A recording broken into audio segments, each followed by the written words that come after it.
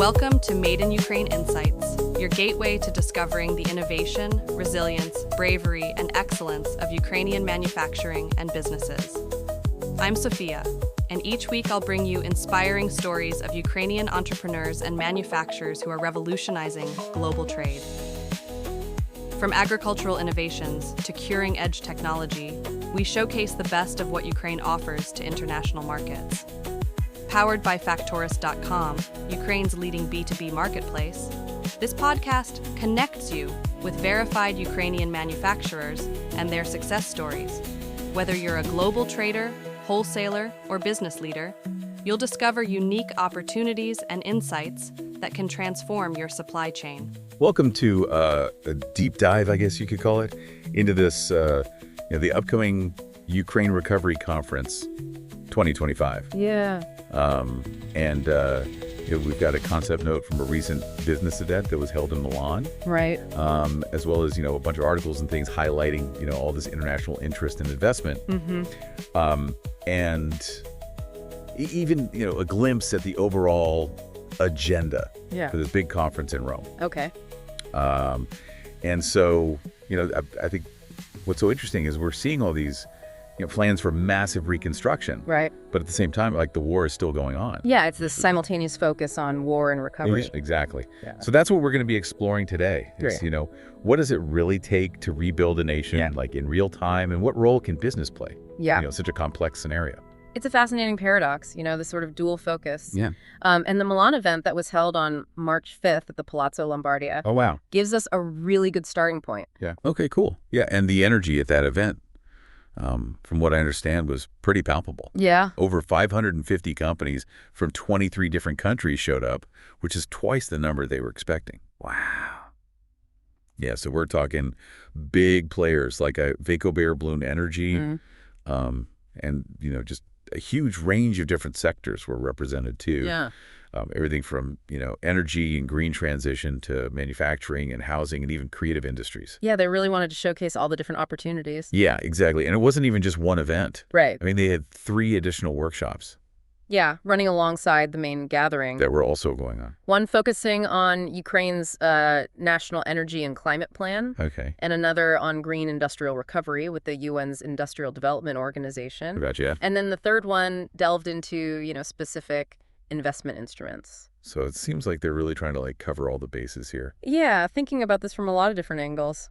Yeah. And I guess, speaking of that sort of momentum, the speeches from Milan really captured that mood. Mm-hmm. The Italian Deputy Prime Minister Tajani, he was calling for solidarity and stressing the importance of involving businesses of all sizes, not just the big guys. Yeah. As the Ukrainian Prime Minister Shmyhal was pretty direct. Oh. He talked about transformation, not just rebuilding. Right. And laid out this, pretty ambitious goal, $524 billion over 10 years. Wow.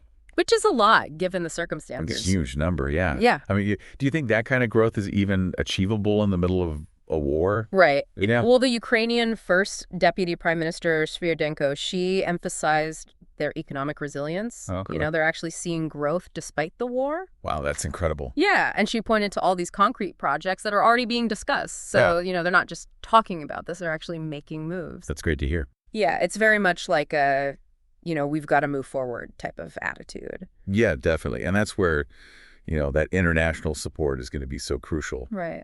For example, Italy's already committed over 2.5 billion euros, and they're focusing specifically on the energy sector. Okay. Which makes sense, given, the situation. Right. But how do they plan to actually, turn all these good intentions and promises into investments, boots on the ground kind of thing? Right. Well, it seems like there are a few key mechanisms that keep popping up in our sources. Yeah. First of all, public finance, of course. Of course. Including the EU's Ukraine facility. Mm-hmm. But they're also looking at equity funds. And something that I thought was really interesting, war insurance. Yeah, war insurance, that's a key tool for, attracting investment. Right, because who wants to invest in a country that's actively at war? Right, exactly. Right. It helps mitigate risk and, makes it more attractive. Yeah, makes sense. So it's not just about providing the money, it's about creating the right conditions Right. for that investment to actually flow. Exactly. And speaking of that, we see Gert-Jan Koopman. He's the Director General of the EU's Energy Directorate. Okay. And he explains how, the EU investment frameworks can be used to directly support companies, not just in Ukraine, but also in EU member states. Yeah. And they're talking about, loans, guarantees, even something called blended finance, Right. which combines public and private funds to make projects more appealing to investors. Yeah, they're pulling out all the stops. Definitely. Yeah. Yeah. So it sounds like we're starting to see, the investment side taking shape. Yeah. But what about the bigger picture? How will the actual recovery process unfold? Right. Well, that's where this main Ukraine recovery conference that's happening in Rome in July comes in. All right. And that conference is structured around this four-dimensional approach, which highlights their really holistic vision. It's not just about rebuilding physical stuff. Yeah. It's about addressing all these different dimensions of recovery. The human, economic, the political. Yeah, in a very comprehensive way. Yeah, so 4 dimensions. I'm intrigued. Break down for me. Okay, so the first one is business. Okay. Mobilizing private capital for sustainable development. Okay. Makes sense. Yeah. So that ties directly into everything we've been talking about. The investments, the de-risking mechanisms, creating that business-friendly environment. Exactly. Okay, cool. So what about the other 3? What are they doing to invest in people, Right. in the middle of all this chaos? Right, so that's the second dimension, human capital. Okay. And it focuses on investing in skills and education and social support systems for Ukrainians. Gotcha. So giving them the tools and resources to rebuild their lives and contribute to the recovery. Right. So it's about empowering people to be, active participants Exactly. in this process, not just passive recipients. Okay, awesome. And what's number 3? So the third dimension is local and regional authorities. Okay. And this is all about empowering communities to lead their own recovery, Okay. recognizing that a top-down approach isn't going to be effective. Right. Yeah, that makes sense. Local communities need to be in the driver's seat, shaping their own destinies. That makes a lot of sense. Yeah, bottom-up approach. Yeah. That recognizes that local knowledge and ownership are key. Exactly. Okay, and so the final dimension. The fourth dimension is EU accession and reforms. Okay, so this is where things get really interesting. Yeah. So this dimension aims to align Ukraine's development with European standards. Right. So bringing their legal frameworks and regulatory frameworks closer to the EU, which, builds on Ukraine's pre-war aspirations for closer ties with Europe. Yeah. And it also recognizes that if you want to attract foreign investment, you need to create a stable and predictable business environment. Exactly. So it's about, creating a future for Ukraine that's deeply integrated with Europe, Yeah. both economically and politically. And it's a continuation of the reforms that they had already started before the war. Right. It's a long-term vision, not just a short-term fix. Yeah, exactly. And it's important to note that this, URC 2025 builds on the spirit of all those previous Ukraine reform conferences. Right. So, this is really a continuation of a long-term process, but now with even higher stakes. Yeah, much higher stakes. And urgency. Definitely. So we've got these 4 dimensions working together in this, very intentional way. Yeah. Are there any, common threads? Yeah. Any challenges or opportunities that sort of cut across all 4 dimensions? Absolutely. So macroeconomic stability and security Right. are paramount. Without those, it's really difficult to attract investment or build a sustainable future. Yeah, that makes sense. And then there's the huge task of rebuilding all the infrastructure. Oh, right. All the housing and energy. Yeah, transportation networks. The scale of destruction is just immense. It sounds incredibly daunting. So I think we've covered a lot of ground here in this first part of our deep dive. Yeah. The Milan event, really set the stage, showcased all that international support and, outlined some of the key investment mechanisms. Right. And we got a glimpse of that 4-dimensional approach that's going to guide the main conference in Rome. Yeah. And what I think stands out to me is this sense of urgency and determination, but also mixed with a very pragmatic understanding of the challenges ahead. Yeah. They're not shying away from the difficulties, but they're not letting them paralyze them either. Right. It's like they're acknowledging the reality of the situation, but also, remaining optimistic and focused on solutions. Exactly. Yeah, I like that. And, we've talked a lot about the economic and political dimensions of this whole thing. Right. But what about the human side? Oh, yeah, of course. Healthcare, education, social support system. Right. All those things are essential. Absolutely crucial for rebuilding lives and community. Right. And that's where that human capital dimension comes in. Right. Investing in people isn't just about providing the bare necessities. It's about giving them the power to, Right. be agents of their own recovery. Yeah, yeah. And shape the future of their nation. It's about recognizing that rebuilding a nation isn't just about bricks and mortar. Right. It's about restoring, hope and opportunity for the people who live there. Exactly. And that's what makes this whole thing so compelling. Yeah. It's not just, dry analysis of policies and plans. It's a story of resilience and hope. Of a nation that is determined to build a better future for itself, even in the face of just unimaginable hardship. It's a very human story. Yeah, it is. Yeah, and you can feel that determination, in everything we've been reading about the Milan event. Yeah. It wasn't just a meeting. It was like a statement to the world that Ukraine is, open for business, that they're ready to partner with the world to rebuild their country, and that they believe in a brighter future. Yeah, and the world is responding, Yeah. The turnout in Milan, all those commitments from international companies and organizations, it all points to a strong sense of solidarity. Yeah, it's really inspiring. Yeah. And also a little bit mind-boggling when you consider the sheer scale of the challenge ahead. Yeah, it's a massive undertaking. How do they even begin to, wrap their heads around something this big? It's true. The scale is just immense. Yeah. But they're not letting that paralyze them. Right. They're approaching this with real purpose, a clear vision for the future. Yeah. They have a plan, and they're moving forward with it.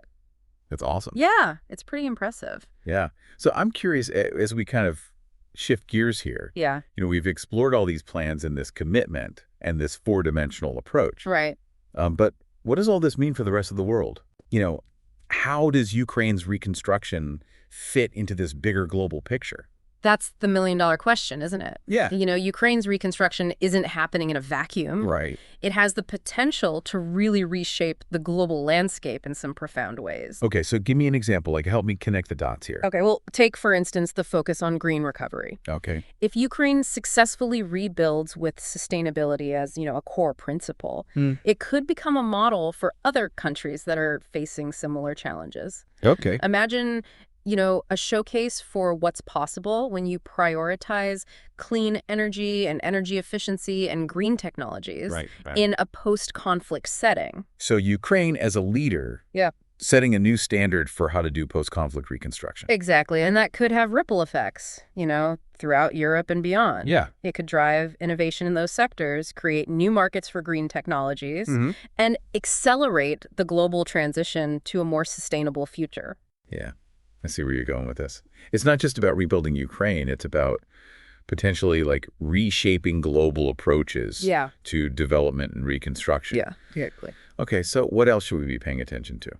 Well, the sheer scale of the reconstruction is another factor to consider. Right. We're talking hundreds of billions of dollars in investment. That's a lot of money. Yeah, that level of economic activity will definitely impact global supply chains, commodity prices, financial markets.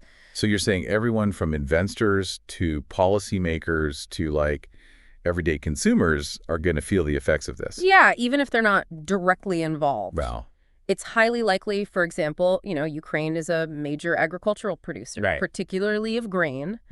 And, the disruption caused by the war has already had a huge impact on global food prices. Right. Reconstruction efforts, especially in the agricultural sector, that will have further ripple effects on those markets. So this is something that's going to have far-reaching consequences. Yeah. Okay. And then there's also the geopolitical dimension to think about. Right, because, if Ukraine successfully integrates with Europe, that represents a significant shift in the regional balance of power. Yeah. It strengthens Europe's economic and political influence. Right.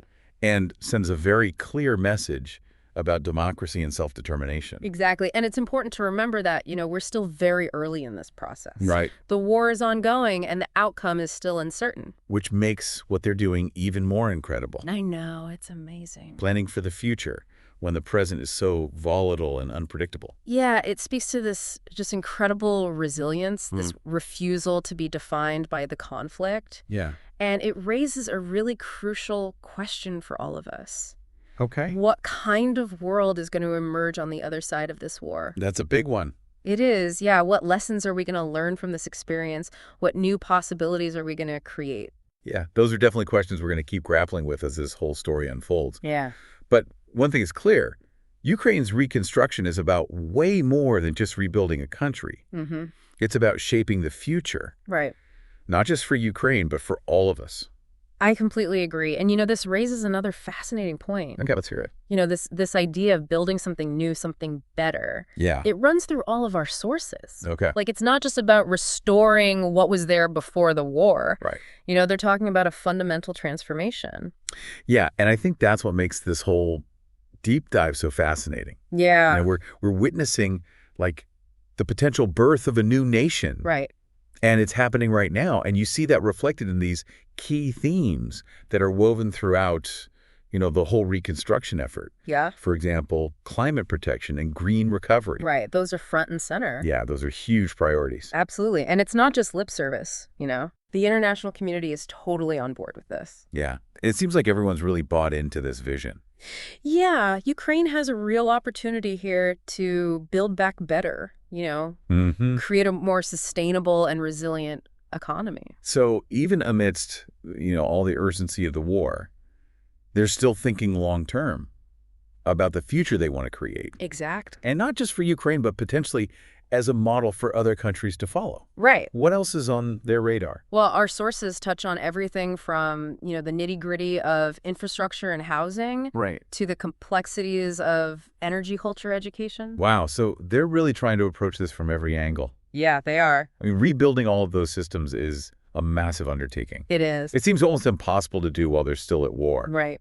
But what strikes me is, their focus on the human element. Yeah, They're not just talking about rebuilding buildings, they're talking about rebuilding lives. that's right. Healthcare education, social support systems, Yeah. all things that are essential for people to thrive. Yeah, absolutely. And that's where that human capital dimension comes in. Right. Investing in people isn't just about meeting their basic needs.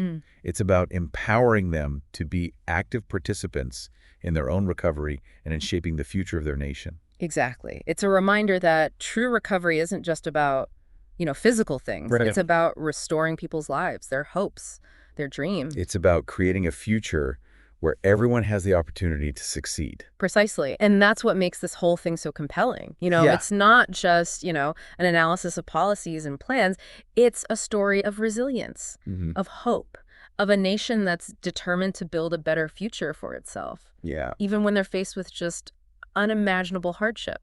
It's a story that resonates on a really human level. It does. Yeah, you can feel that determination in these sources. Definitely. This event in Milan, it wasn't just a meeting. Right. It was a powerful statement to the world that Ukraine is open for business, that they're ready to partner with the world to rebuild, and that they believe in a brighter future. And the world is responding, Yeah. The turnout in Milan, the commitments from international companies and organizations, it all points to this, really strong sense of solidarity. Yeah, there's a recognition that Ukraine's success isn't just a regional issue. Right. It's in everyone's best interest. Exactly. Yeah, it's inspiring to see. Yeah. But I have to admit, it's also a little mind-boggling when you consider the sheer scale of the challenge. It is. How do they even begin to wrap their heads around something this massive? It's true. The scale of the undertaking is immense. Yeah. But they're not letting that, paralyze them. Right. They're approaching this with a real sense of purpose, a clear vision for the future. They've Yeah. got a plan, and they're moving forward with determination. That's awesome. It is. Okay, so as we kind of shift gears here, I'm curious. Yeah. We've explored the plans, the commitment, this four-dimensional approach Right. to rebuilding. Mm-hmm. But what does it all mean for the rest of the world?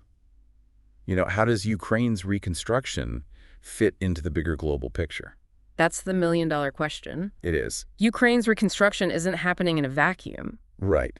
It has the potential to reshape the global landscape in some pretty profound ways. Okay, so give me an example. Help me connect those dots. Okay, well, take the focus on green recovery. Okay. If Ukraine successfully rebuilds with sustainability as a core principle, Yeah. it could become a model for other countries facing similar challenges. Okay. Imagine, a showcase for what's possible when you prioritize clean energy and energy efficiency and green technologies in a post-conflict setting. So Ukraine is a leader setting a new standard for post-conflict reconstruction. Exactly. And that could have ripple effects throughout Europe and beyond. Yeah. Think about it. It could drive innovation in those sectors, create new markets for green technologies, and accelerate the global transition to a more sustainable future. I'm starting to see the bigger picture here. It's not just about rebuilding Ukraine. It's about potentially reshaping global approaches to development and reconstruction. Exactly. Okay, so what else should we be paying attention to? Well, the sheer scale of the reconstruction effort is another factor to consider. Okay. We're talking about hundreds of billions of dollars in investment. Yeah. That level of economic activity will inevitably impact global supply chains, commodity prices, and financial markets. So everyone from investors to policymakers to everyday consumers will feel the effects of this reconstruction, even if they're not directly involved. It's highly likely, for example, Ukraine is a major agricultural producer. Right, grain specifically. Particularly of grain. And, the disruption caused by the war has already had a significant impact on global food prices. Right. Reconstruction efforts, particularly in the agricultural sector, will have further ripple effects on these markets. So this is something that's going to have far-reaching consequences. Yeah, it will. Okay. And then there's also the geopolitical dimension to consider. Right, because Ukraine's successful integration with Europe Yeah. would represent a significant shift in the regional balance of power. Right. It strengthens Europe's economic and political influence. Exactly. And it sends a clear message about the importance of democracy and self-determination. Precisely. And remember, we're still very early in this process. Right. Yeah. The war is ongoing, and the ultimate outcome is uncertain. Which makes what they're doing all the more remarkable. It really does. Planning for the future, even as the present, remains so volatile and unpredictable.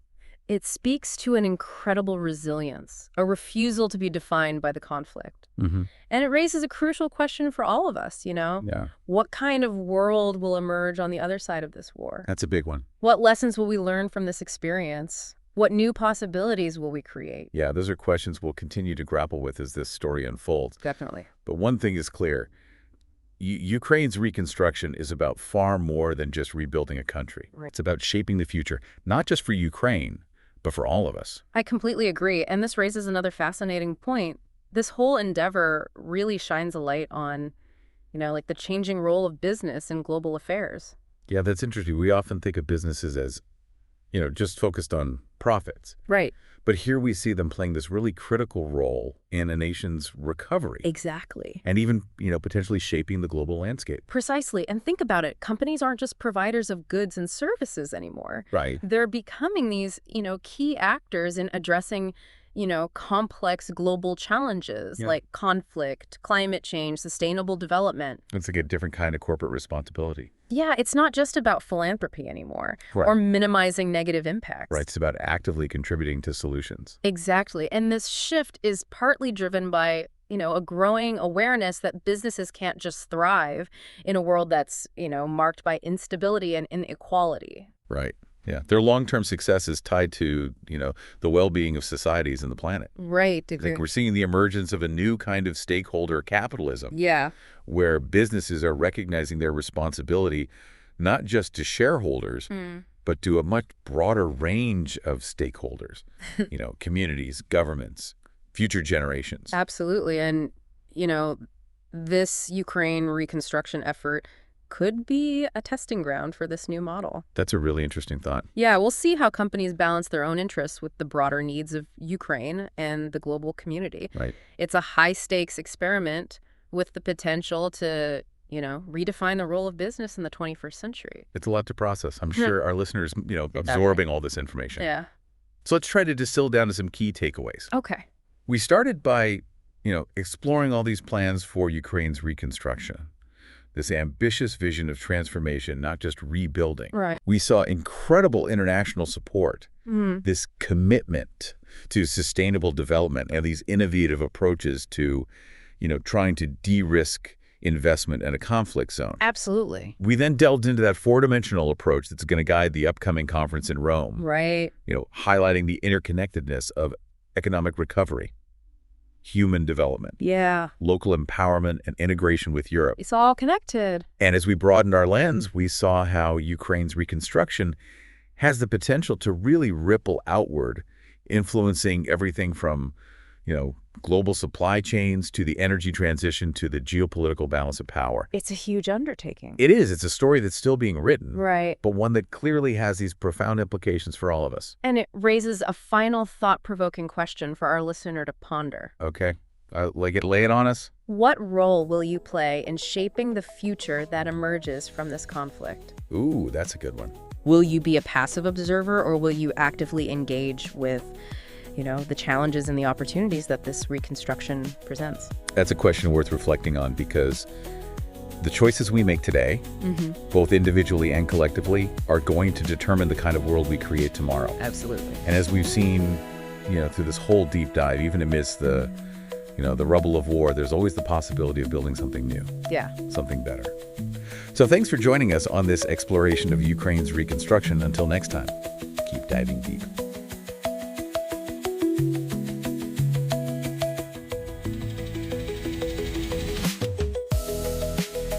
Thanks for tuning in to Made in Ukraine Insights podcast. If today's story inspired you, there's much more to discover. Visit now factoris.com to connect directly with verified Ukrainian manufacturers and explore thousands of products ready for global trade. Our AI-powered B2B marketplace makes international sourcing simple, secure, and efficient. Don't miss out next episode. Subscribe now on your favorite podcast platform. For exclusive insights and manufacturer spotlights, follow us on LinkedIn and check out the Made in Ukraine magazine. This is Sophia, reminding you that the future of global trade is being shaped right here in Ukraine. Until next time.